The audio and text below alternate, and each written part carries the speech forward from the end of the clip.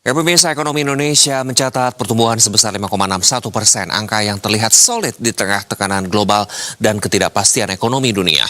Namun, apakah pertumbuhan ini benar-benar berkualitas dan tahan banting? Mengapa di tengah angka pertumbuhan yang tinggi, isu daya beli dan tekanan ekonomi rumah tangga masih terdengar? Dan untuk membahasnya, sudah bergabung bersama kami secara virtual Executive Director of Core Indonesia, Mas Muhammad Faisal. Halo Mas Faisal, terima kasih sudah bergabung bersama kami, apa kabar? Halo, selamat pagi Mas Iqbal, kabar baik? Baik, Bapak, ekonomi kan Indonesia tumbuh 5,61%. Kalau kita bedah nih dari sisi komponen PDB itu sendiri, sebenarnya kan pertumbuhan ini paling banyak ditopang oleh sektor apa saja sih, Mas Faisal? Ya, pertama yang penting untuk saya sampaikan adalah bahwa di kuartal 1 2026 ini, kenapa juga sampai setinggi itu, ya ada dua faktor besar ya sebelum saya cerita sektor ini. Ya. Yang pertama memang kalau kita lihat dari tingkat konsumsi rumah tangga itu sejak semester kedua tahun 2025 yang lalu sampai dengan kuartal 1 ya, triwulan pertama kecuali bulan Maret, ini sebetulnya kuat, terus mengalami peningkatan secara agregat, dan itu menyebabkan industri manufaktur juga jadi meningkat ordernya karena dorongan permintaan domestik. Sehingga kita bisa lihat Purchasing Managers Index manufaktur itu juga kan ekspansi, kecuali yang barusan diumumkan kemarin ya di bulan April dan Maret. Nah, jadi itu yang pertama, memang ada peningkatan tersebut ya secara agregat. Yang kedua, nah ini ada sebetulnya faktor low base effect karena Lebaran di kuartal 1 2026 itu masuk di kuartal 1.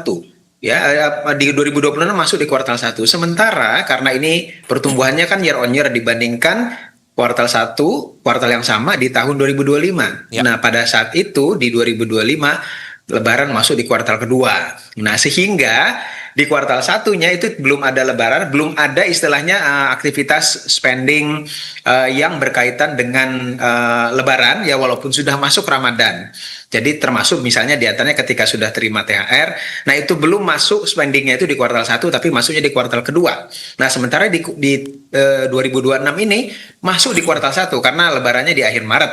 Nah, itu yang menyebabkan kalau kita buka secara sektor sekarang ya.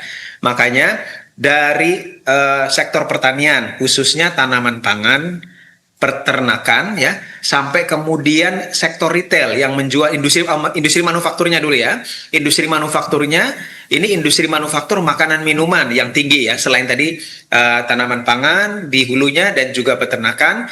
Lalu di industri manufakturnya adalah industri makanan minuman, walaupun beberapa industri yang lain itu juga cukup tinggi seperti misalnya industri kimia farmasi dan besi baja ya, hilirisasi itu.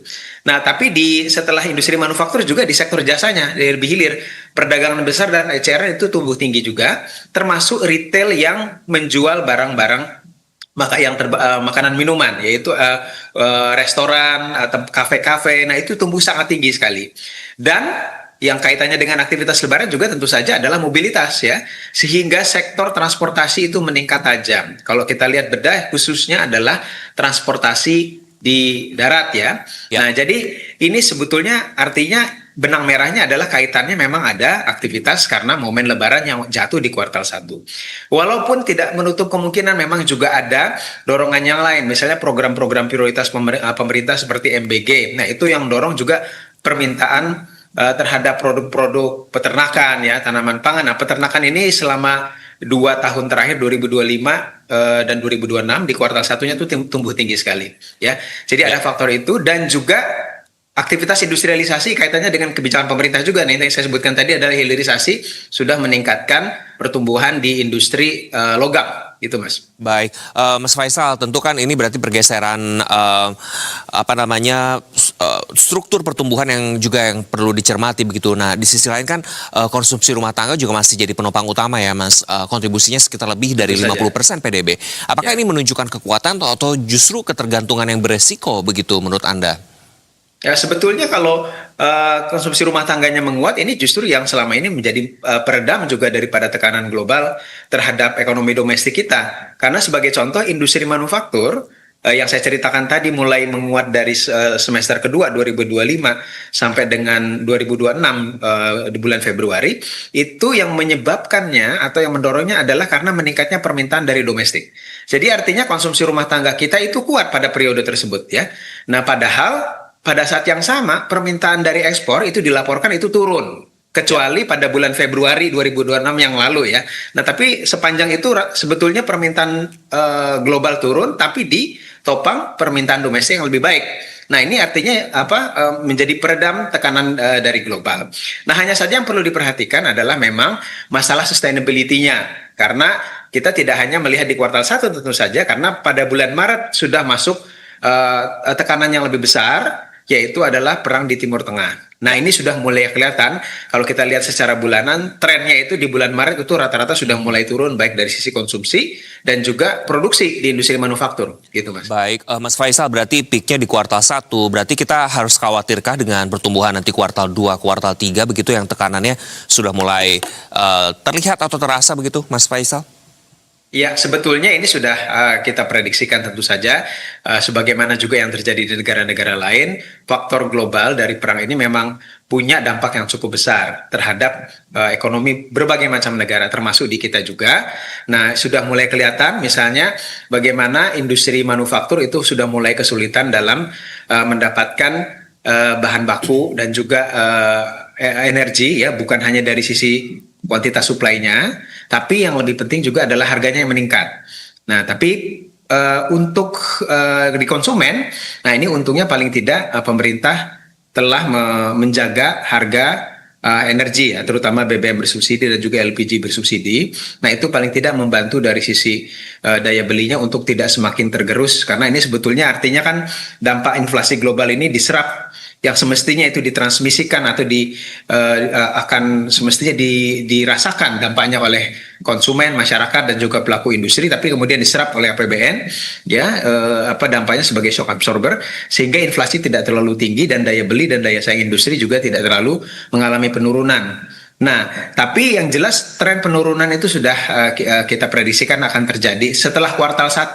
Nah, jadi ada kemungkinan di kuartal kedua, yang mungkin juga di kuartal berikutnya, pertumbuhannya jauh lebih rendah, bahkan bisa jadi sedikit di bawah daripada 5%. Baik, Pak Mas, sebetulnya bagaimana sih dengan kualitas pertumbuhan ini, termasuk juga tercatat kan di manufacturing juga tinggi. Apa di lapangan sudah menciptakan lapangan kerja yang cukup dan berdampak nih pada penurunan pengangguran menurut penelitian Anda? Nah, inilah pentingnya untuk melihat sisi yang lain ya, dan bukan hanya melihat dari sisi angka secara kuantitas ya.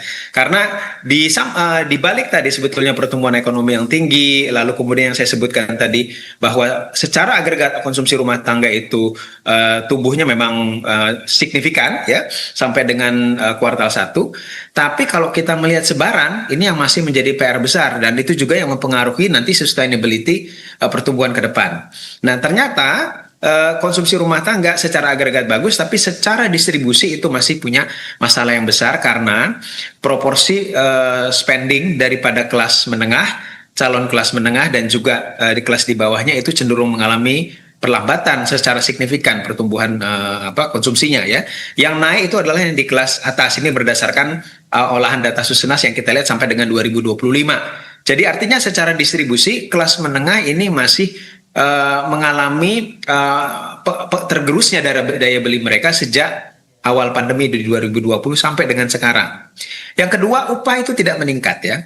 Upah itu malah mengalami penurunan secara real. Jadi upah real, upah nominal dikurangi dengan inflasi ternyata turun selama 2 tahun terakhir. Nah, jadi artinya pertanyaannya konsumsinya dari mana?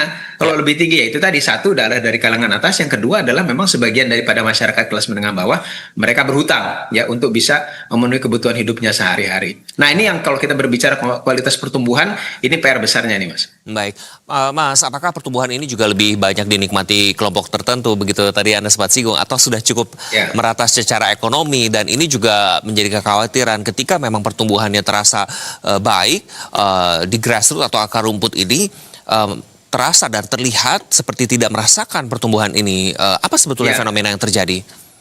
Iya, jadi inilah penting tidak hanya melihat daripada angka makro dan juga agregat, karena kalau kita melihat bedah tadi saya katakan berdasarkan kelas-kelas pendapatan, ternyata yang kelas menengah dan kelas bawah ini sebetulnya tidak terlalu banyak Ya. mengalami merasakan ya manfaat dari angka yang tinggi tadi secara makro, karena pada kenyataannya setiap hari makin lama daya beli mereka, jumlah barang dan jasa yang mereka bisa jangkau, mereka bisa beli ya dengan income mereka itu semakin lama semakin sedikit ya. Jadi walaupun inflasi sebetulnya tidak terlalu tinggi, tapi masalahnya adalah di income mereka yang pertumbuhannya itu sangat lambat ya pertumbuhannya. Ditambah lagi jumlah proporsi orang yang bekerja. Nah, ini karena semakin terbatas ya, semakin lambat penciptaan lapangan pekerjaan formal, akhirnya pertumbuhan makin banyak orang yang akhirnya jatuh ke sektor informal. Ini kita bisa lihat dari data BPS terakhir juga ya. Ya. Jadi di terakhir itu kita bisa melihat bahwa secara tahunan jumlah orang yang bekerja di sektor formal tumbuh 700 ribuan orang, sementara yang di sektor informal tumbuhnya 1,2 juta orang.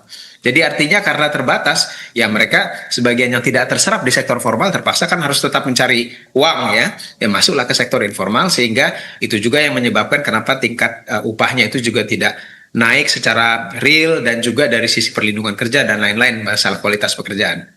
Baik, Mas Faisal, tentu kita juga nantikan ya sesuai dengan statement dari Menteri Keuangan Purbaya Yudisadewa dalam keterangannya mengatakan ekonomi Indonesia sedang balik arah begitu ya. Semoga sampai ke akar rumput kita merasakannya. Terima kasih Eksekutif Direktur KOR Indonesia Muhammad Faisal atas waktu dan insight-nya hari ini. Sehat selalu dan selamat kembali beraktivitas.